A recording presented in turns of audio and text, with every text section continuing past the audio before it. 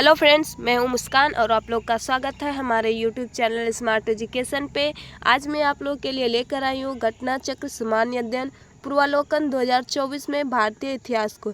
इसके अंतर्गत हम लोग पढ़ रहे थे मध्यकालीन भारत का इतिहास, जिसमें हम लोगों ने दिल्ली सल्तनत और उसके प्रशासन को पढ़ा था। और इसके अंतर्गत हम लोग क्वेश्चन को भी सॉल्व किया था, देखा था किस तरह से पूछे जाते हैं। और कुछ क्वेश्चन भी बचे हुए थे जो आज हम लोग पार्ट 2 के माध्यम से करेंगे 5 नंबर से। और हमारा 5वां नंबर प्रश्न है कि मध्यकालीन भारत के संदर्भ में निम्नलिखित में से कौन सा आकार की दृष्टि से आरोही क्रम में सही अनुक्रम है।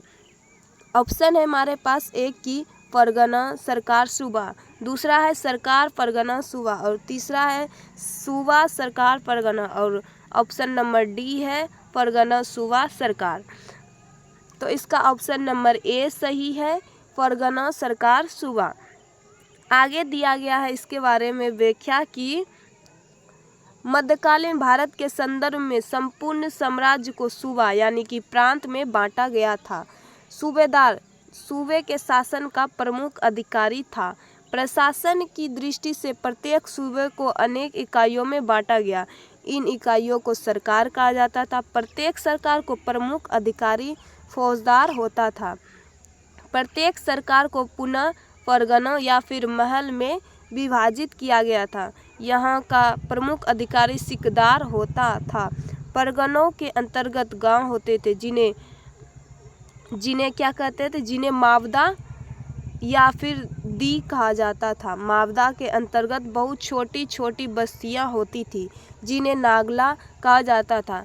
शाहजहां के शासनकाल में परगना तथा सरकार के बीच एक और इकाइयों का निर्माण किया गया जिसे चकला कहते थे, जिसके अंतर्गत कुछ परगने आते थे। अतः मध्यकालीन भारत में आकार की दृष्टि से सही आरोही अनुक्रम इस प्रकार है कि पहले परगना, फिर सरकार, फिर लास्ट में सूबा होते थे, यानी कि हमारा ए विकल्प सही है।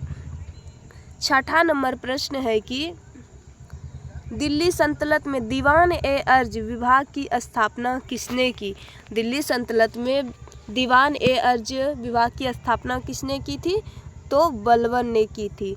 इसके बारे में व्याख्या में दिया गया है कि दिल्ली सल्तनत में गुलाम वंश के शासक बलबन ने सैन्य व्यवस्था सुदृढ़ करने के उद्देश्य से दीवान अर्ज विभाग की स्थापना की। सर्वप्रथम बलबन ने ही तत्पर सेना रखने की शुरुआत की। बलबन ने इमादुल मुल्क को दीवान आरी, जिसे सैन्य मंत्री कहते हैं, नियुक्ति किया तथा उसे रावत ए अर्ज की उपाधि दी। आरिज विभाग का मुख्य कार्य सैन्य भर्ती, सेना को अस्त्र शस्त्र से सुसज्जित करना, वो वेतन वितरण आदि था।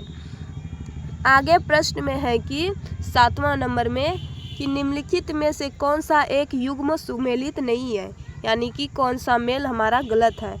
हमारा पहला में दिया गया है दीवान ए अर्ज, इसके बारे में दिया गया है कि ये किसने शुरू किया था, तो अलाउद्दीन खिलजी ने। और दूसरा में है दीवान ए अमीर कोई, ये मोहम्मद बिन तुगलक ने शुरू किया था।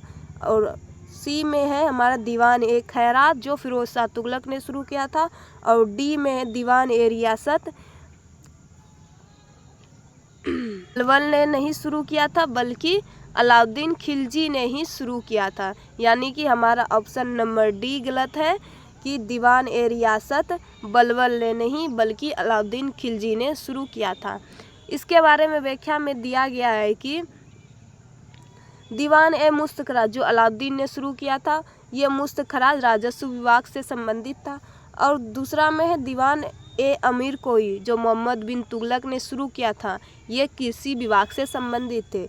तीसरा है दीवान ए खैरात, जो फिरोज शाह तुगलक ने दान विभाग के लिए इन्हें शुरू किया था। और चौथा है दीवान ए रियासत, जो अलाउद्दीन खिलजी ने बाजार नियंत्रण पर इन्होंने लागू किया था, उसके लिए शुरुआत किया था। आगे है 8 नंबर प्रश्न कि निम्नलिखित युग्मों में से कौन सा सही रूप में सुमेलित है। पहला है हमारा दीवान ए बंदगान, जो फिरोज शाह तुगलक ने शुरू किया था। दूसरा है दीवान ए मुस्तखराज बलबन, और तीसरा है दीवान ए कोही अलाउद्दीन खिलजी, और चौथा है दीवान ए अर्ज मोहम्मद तुगलक, यानी कि हमारा ऑप्शन नंबर ए सही है, फिरोज शाह तुगलक, क्योंकि दीवान ए मुस्तखराज अम्बेटी ने शुरू किया था, यानी कि मोहम्मद बिन तुगलक ने शुरू किया था, और दीवान ए कोई भी मोहम्मद बिन तुगलक ने शुरू किया था। दीवान ए अर्ज जो बलबन ने शुरू किया था, यानी कि ये तीनों गलत है, सिर्फ एक नंबर सही है, दीवान ए बंदगान जो फिरोज शाह तुगलक ने शुरू किया है। इसके बारे में दिया गया है व्याख्या में कि दीवान ए बंदगान विभाग का गठन फिरोज शाह तुगलक ने किया। वह विभाग दासों की देख रेख करता था। फिरोज के शासनकाल में दासों की संख्या अभूतपूर्व वृद्धि हुई। अफीफ के लेखानुसार राजधानी तथा प्रांतों में दासों की संख्या बढ़कर 1,80,000 हो गई। अलाउद्दीन खिलजी ने राजस्व व्यवस्था में से भ्रष्टाचार और लूट को समाप्त करने के लिए एक नए विभाग दीवान ए मुस्तखराज की स्थापना की। मोहम्मद बिन तुगलक ने संकट की स्थिति में कृषकों को सहायता प्रदान करने के लिए केंद्र में कृषि विभाग, यानी कि दीवान ए कोई की स्थापना की। दीवान ए अर्जियो एक सैन्य विभाग है, यानी कि सैनिक विभाग की स्थापना बलबन ने की थी। आगे है 9वां नंबर प्रश्न।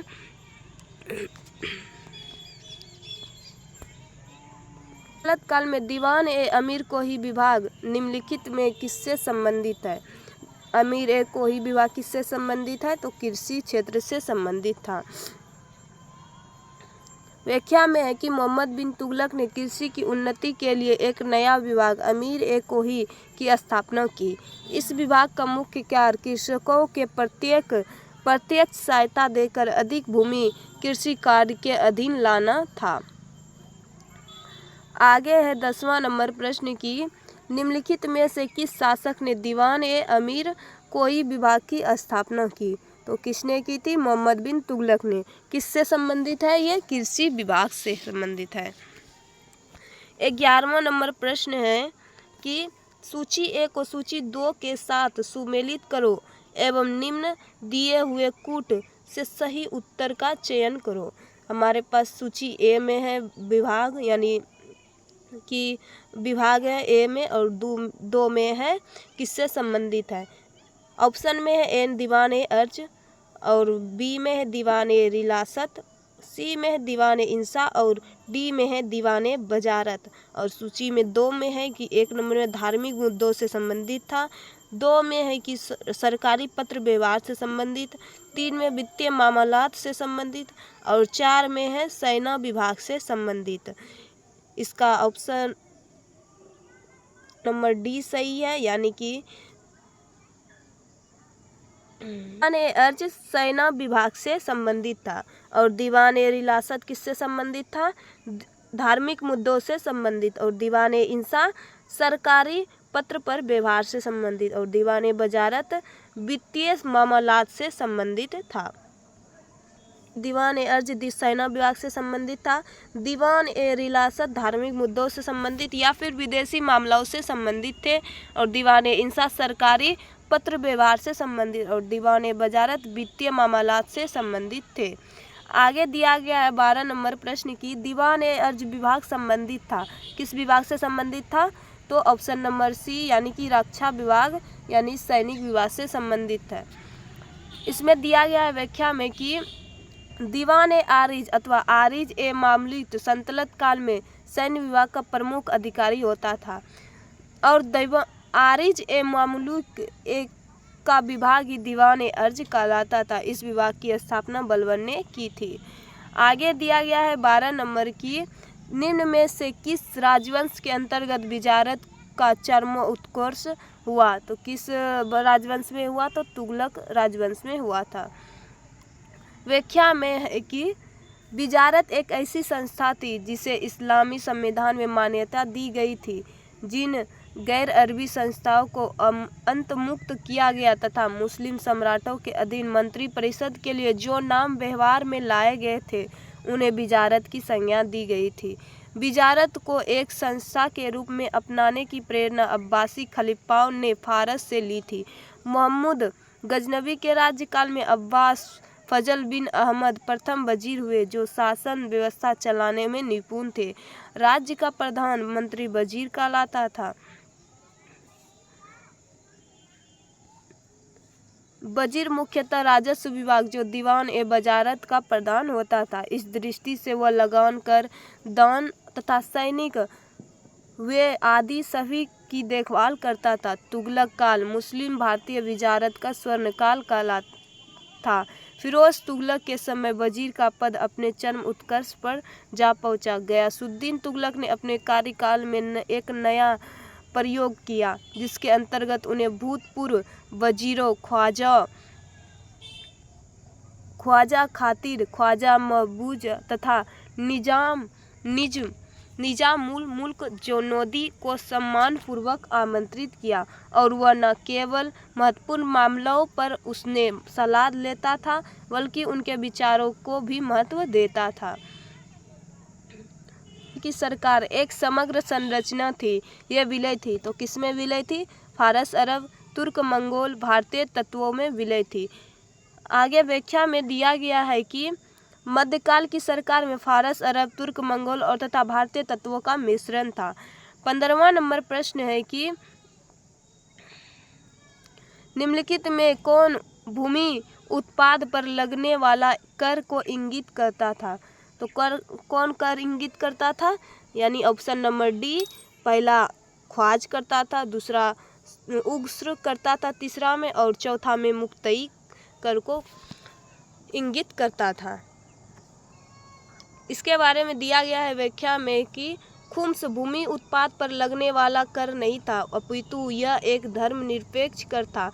खुम्स लूट का धन था, जो युद्ध में शत्रु राज्य की जनता से लूट में प्राप्त होता था। इस लूट को 4/5 भाग सैनिकों में बांट दिया जाता था, और शेष 1/5 भाग राजकोष में जमा होता था। किंतु अलाउद्दीन खिलजी और मोहम्मद बिन तुगलक ने 4/5 भाग राजकोष में रखा और शेष 1/5 सैनिकों में बांटा। सिकंदर लोदी ने गड़े हुए खजानों से कोई हिस्सा नहीं लिया। खुम्स के अलावा अन्य सभी भूमि उत्पाद पर लगने वाले कर को इंगित किया। 16वां प्रश्न है कि भारत के किस मध्यकालीन शासक ने इक्ता व्यवस्था प्रारंभ की? तो किसने व्यवस्था प्रारंभ की थी? इल्तुतमिश ने।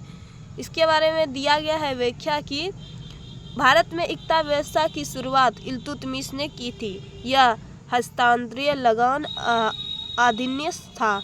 यह भूमि का एक विशेष खंड था, जो सैनिक अधिकारियों को प्रदान किया जाता था, किंतु वे इस भूभाग के मालिक नहीं होते थे। वे केवल लगान का ही उपभोग करते थे। 17 नंबर प्रश्न है कि सल्तनत काल में भू राजस्व का सर्वोच्च ग्रामीण अधिकारी था। तो कौन अधिकारी था? तो चौधरी होता था भू राजस्व का सर्वोच्च ग्रामीण अधिकारी। व्याख्या में दिया गया है कि सल्तनत काल में शासन की सबसे छोटी इकाई ग्राम थी, जो स्वशासन तथा पैतृक अधिकारियों की व्यवस्था के अंतर्गत थी। ग्राम स्तर पर चौधरी भू राजस्व का सर्वोच्च अधिकारी था।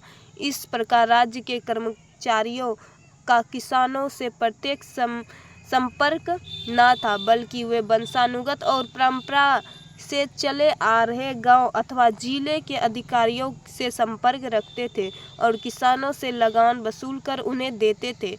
मुक्ति और वली के कार्यों की देखभाल के लिए सुल्तान ख्वाजा नामक एक अधिकारी की नियुक्ति करता था। कर लगाया जाता था। सर्वकर किस पे लगाया जाता था? तो गैर मुसलमानों पर लगाया जाता था। ये सर्व कर क्या होता है, इसमें व्याख्या में दिया होगा, देखते हैं। व्याख्या में कि फिरोज तुगलक ने कुरान के नियमों की दृष्टि में रखकर कर निर्धारण किया। उसने कुरान को अनुमोदित 4 कर लगाने की अनुमति दी: खराज, जजिया, खुम्स और ज़कात। धार्मिक नियमों के विद्वानों से परामर्श कर उसने खेतों की उपज के 10% की दर से सिंचाई कर यानी सर्व भी लगाया। फिरोज तुगलक ने अपने समय 28 कष्टदायक करों को समाप्त कर दिया। यानी कि सर्व कौन सा कर था? ये एक सिंचाई कर था। आगे है 19 नंबर कि जवाबित का संबंध किससे था? तो जवाबित का संबंध राज्य कानून से था। इसके बारे में दिया गया है व्याख्या में कि सल्तनत कालीन प्रशासनिक शब्दावली में जवाबित का संबंध राज्य कानून से है। और 20 नंबर प्रश्न है कि हदीस है एक क्या है। हदीस एक क्या है, तो इस्लामिक कानून है। कौन सा कानून है? इस्लामिक कानून।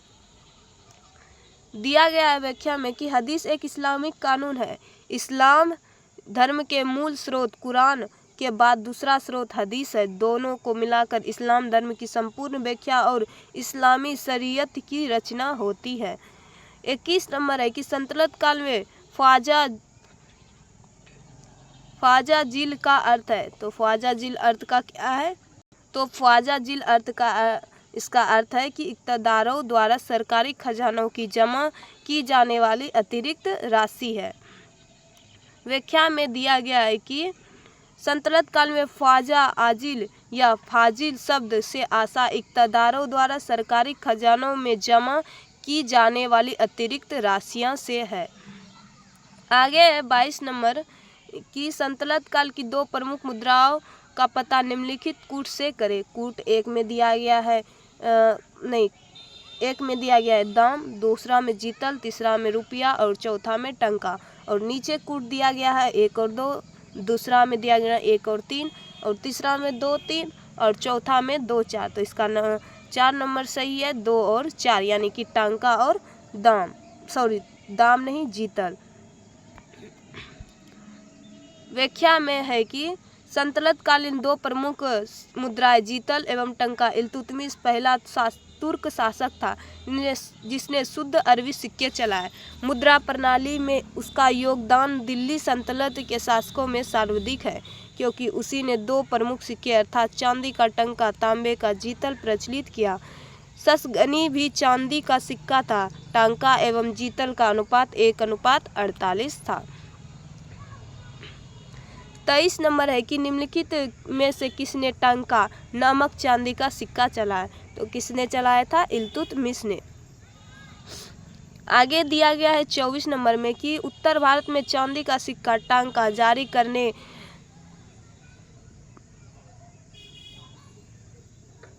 करने वाला कौन मध्यकालीन शासक था? तो वो इल्तुतमिश था। आगे है 25 नंबर कि सल्तनत काल में सिक्के टंका, ससगनी एवं जीतल किन धातुओं के थे? तो वो किन धातुओं के थे? तो चांदी और तांबा के थे।